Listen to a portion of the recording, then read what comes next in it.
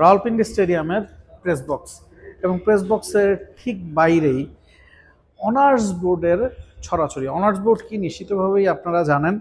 এই মাঠে কি কি কীর্তি করা হয়েছে, এই মাঠে বিভিন্ন দলের ফলাফল কি, সেগুলোই এই অনার্স বোর্ডে থাকে। আমরা দুই সাইডেই অনার্স বোর্ড আছে, একদিকে টি20 এবং ওয়ান ডে ক্রিকেটে কারা পাকিস্তানের বিপক্ষে খেলেছে বা নিউট্রাল ম্যাচ যেগুলো হয়েছে সেগুলোর বিভিন্ন ধরনের কীর্তি এই জায়গাতে ফুটিয়ে তোলা হয়েছে, তুলে ধরা হয়েছে। আমরা দেখছিলাম ওডিআই 100 পিন্ডি ক্রিকেট স্টেডিয়ামে কারা করেছেন, ওডিআই ম্যাচ পিন্ডি ক্রিকেট স্টেডিয়ামে কাদের বিপক্ষে কাদের হয়েছে, 5 উইকেট ওডিআইতে কারা কারা পেয়েছে সেই নামগুলো এখানে খোদাই করে রাখা হয়েছে।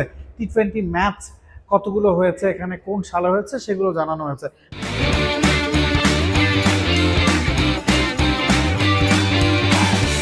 তবে বাংলাদেশিদের জন্য রাওয়ালপিন্ডি স্টেডিয়ামের অনার্স বোর্ডে অনেক কিছুই আছে, কারণ রাওয়ালপিন্ডিতে টেস্টে বাংলাদেশ যে সাফল্য গাথা রচনা করেছিল সেটা নিশ্চয়ই আপনি ভুলে যাননি।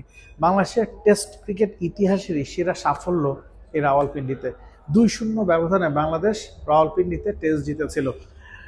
Pakistan test at Pindi cricket stadium একেবারে নিচ থেকে ইংল্যান্ডের বিপক্ষে পাকিস্তান 9 উইকেটের একটা জয় পরাজয় আছে এবং ঠিক এর আগে 2024 সালে বাংলাদেশ পাকিস্তানের বিপক্ষে 2টা ম্যাচ জিতেছে, একটা 74 রানে, একটা 10 উইকেটে।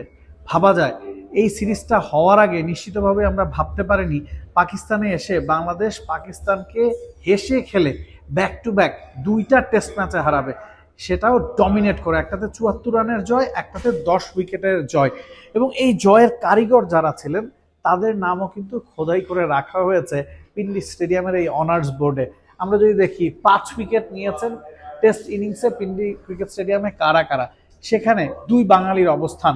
মেহেদী হাসান মিরাজ 5 উইকেট পেয়েছিলেন 61 রান খরচায়, তার নামটা অনার্স বোর্ডে খোদাই করে রাখা হয়েছে। ঠিক মিরাজের নামের ওপরই তার সাইনটা আছে, সেই ছবিগুলো আমরা সোশ্যাল মিডিয়ায় দেখেছি, ম্যাচগুলো যখন হয়েছে তখন দেখেছি। হাসান মাহমুদের নাম আছে, হাসান মাহমুদ 5 উইকেট পেয়েছিলেন 48 রান খরচ করে।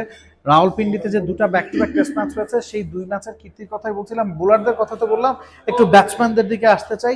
রাওয়ালপিন্ডি স্টেডিয়ামে 2টা টেস্ট সেঞ্চুরি আছে বাংলাদেশি ক্রিকেটারদের, দুজনই wicket keeper batsman, Liton Das এবং মুশফিকুর রহিম। লেটস সি, একেবারে নিচে মুশফিকুর রহিম 191 রানের একটা ইনিংস খেলেছিলেন, লিটন দাস 138 রানের একটা ইনিংস খেলেছিলেন।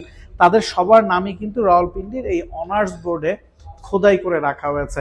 তো পৃথিবীর বিভিন্ন দেশে বিভিন্ন স্টেডিয়ামে এই অনার্স বোর্ডগুলো দেখি, তবে বাংলাদেশিদের নাম সবচেয়ে বেশিবার খোদাই করে রাখা হয়েছে পিন্ডির এই অনার্স বোর্ডে। Nabil Kaiser, T Sports, Rawalpindi, Pakistan. For more updates, subscribe to our YouTube channel and click on the bell icon. Follow us on Facebook and Instagram. Download T Sports app to enjoy exciting games and highlights. Visit tsports.com.